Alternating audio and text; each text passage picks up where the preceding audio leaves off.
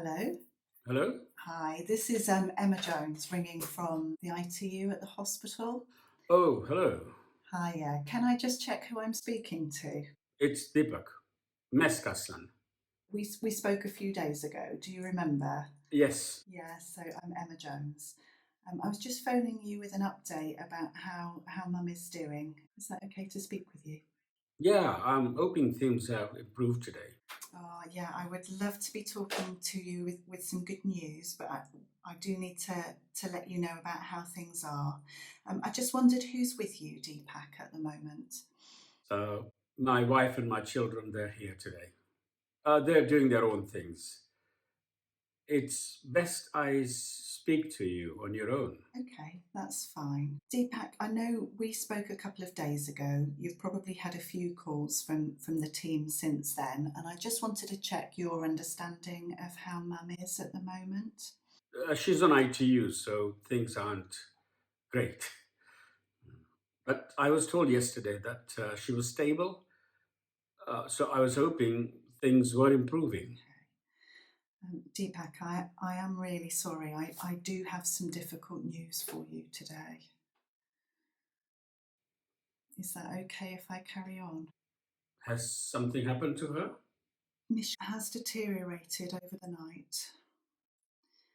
The ITU team have seen her this morning and they say that the treatment isn't working. They plan to withdraw that treatment, which does mean that she will die. I'm so sorry to tell you that.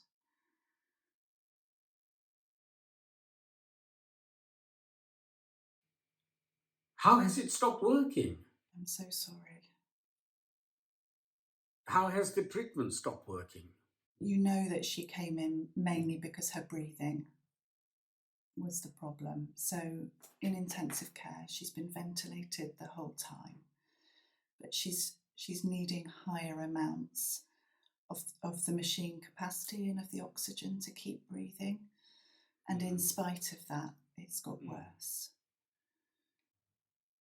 It's just the worst news, isn't it? It is.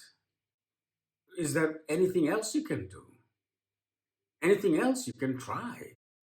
Deepak, I think the thing is on intensive care, she's in the right place for absolutely everything being done. And when we made that decision to bring her to intensive care, it was about giving her every treatment that could help her.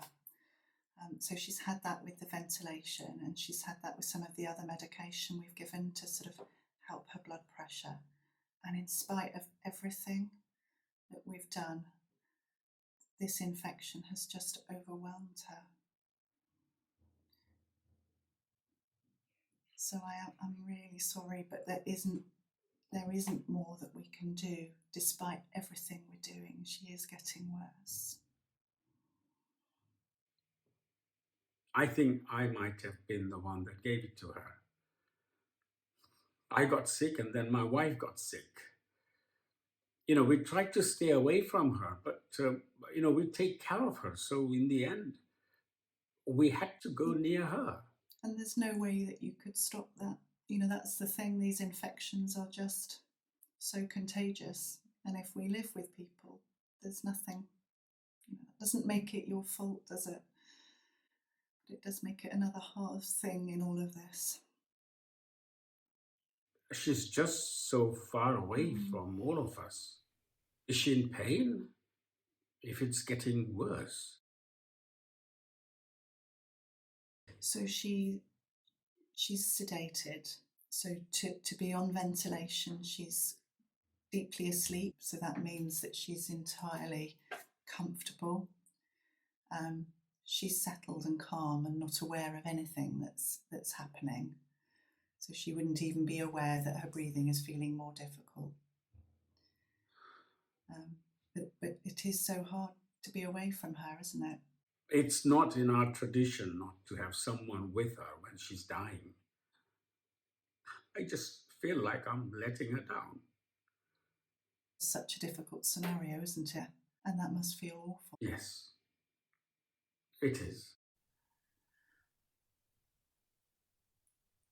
I don't know if this helps, but we have someone at her bedside all of the time, so she will not be alone. And if there's anything that you would like me to do or to say or to pass on to her, That's really.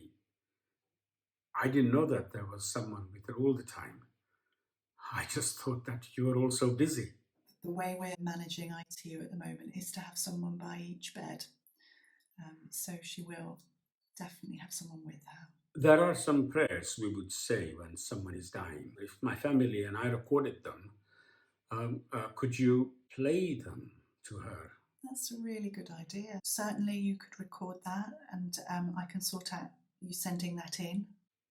So, what will happen now? Are you taking her off the ventilator? So, we're giving her strong medicines that are keeping her blood pressure up, and without those medicines, her blood pressure would just go down, and that would be the end of her life.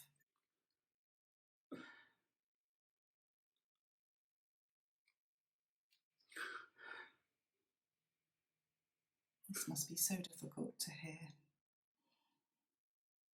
Would you be able to let us know the exact time you'll be doing that, so that we can pray us together at the same time? So that is a really good idea.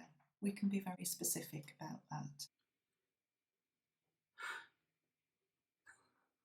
That would be really good.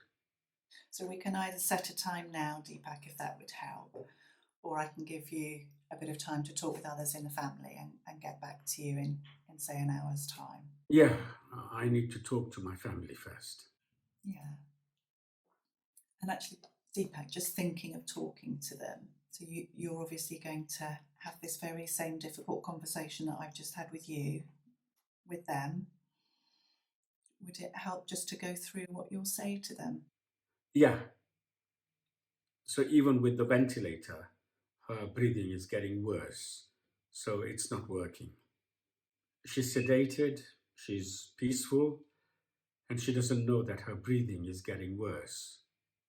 But when you take away the medicine for the blood pressure, she will die. I think you said that really clearly. I think that would be a helpful way of putting that to your family as well. I just need to make a few phone calls. Shall I ring you back or?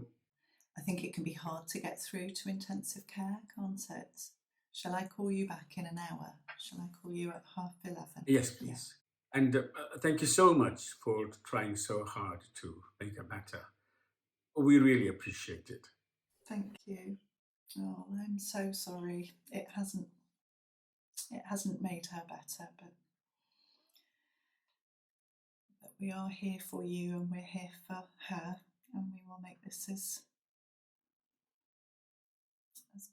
good as it can be in the circumstances. Thank you. Thank you very much.